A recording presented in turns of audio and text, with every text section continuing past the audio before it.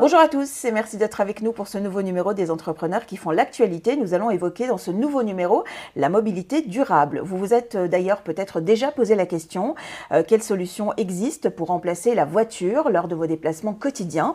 Eh bien, il y a moins de 2 ans, le gouvernement lançait son plan vélo, mais même avec les aides qui existent, eh bien, l'achat d'un vélo électrique n'est pas accessible à tout le monde. Et c'est ce constat qui a conduit nos invités à créer Abello, une start-up qui développe un kit capable de transformer, écoutez bien, n'importe quel vélo en vélo électrique. Et nous allons d'ailleurs approfondir cette possibilité avec nos invités du jour, Quentin Ray et Quentin Lopez. Bonjour à vous deux. Bonjour. Alors, on va parler justement de ce kit que vous avez créé et développé.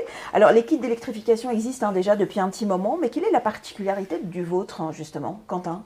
Alors, toute la valeur ajoutée justement de notre solution à vélo, c'est sa simplicité de montage. Aujourd'hui, pour 650 € et en 2 étapes, vous avez un vélo qui se transforme en électrique. Donc, vous branchez la roue avant, vous la remplacez par votre roue et vous branchez la gourde sur le porte-gourde. Et vous aviez eu envie déjà de tenter l'expérience avec le vélo de votre maman, je crois. Hein. Oui, exactement. Le projet est né tout simplement lorsque j'ai voulu offrir à ma maman un kit d'électrification et j'ai trouvé l'approche super compliquée. En fait, j'avais pas assez d'informations pour le montage et pas les outils nécessaires. Et donc là, avec notre solution, vous avez tout ce qu'il faut entre vos mains pour le faire vous-même. Alors, question importante quand même, Quentin, ce kit est compatible avec n'importe quel vélo, même les anciens? Oui, simplicité rime avec compatibilité. Donc aujourd'hui, tous les vélos sont compatibles avec notre solution, que ce soit un vélo VTC ou un vélo VTT, le vélo de route de votre grand-père, elle est compatible avec notre solution.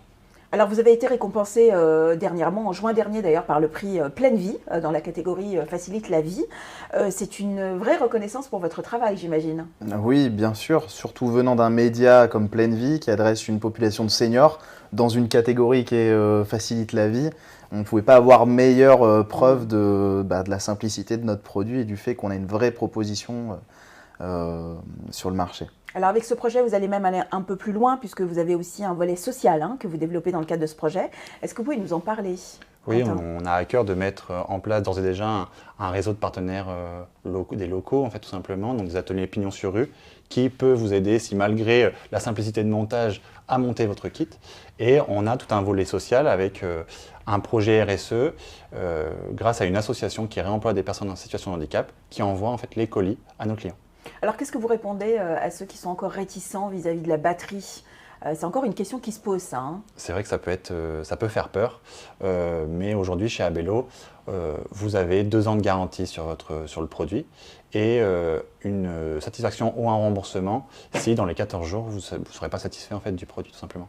Alors, question marché peut-être importante pour qu'on puisse comprendre un petit peu l'étendue du marché. Alors, qu'est-ce que ça représente finalement l'électrification des vélos en France, Quentin? Alors, ce que je peux vous dire, c'est que d'après l'Observatoire du cycle, 22 millions de Français font du vélo fréquemment. Énorme. Ces 3 dernières années, avec l'effet Covid, en fait, 50% de croissance pour le marché. Et donc, un peu plus de 2 millions de vélos qui sont vendus chaque année. Donc, ce qui vous donne un peu l'ampleur du marché qu'on adresse. Donc, ces chiffres vous donnent envie quand même d'avoir des perspectives de développement, j'imagine, Quentin. On en a effectivement. Ouais. On commence à avoir des clients un peu partout et même dans les pays limitrophes à l'Europe.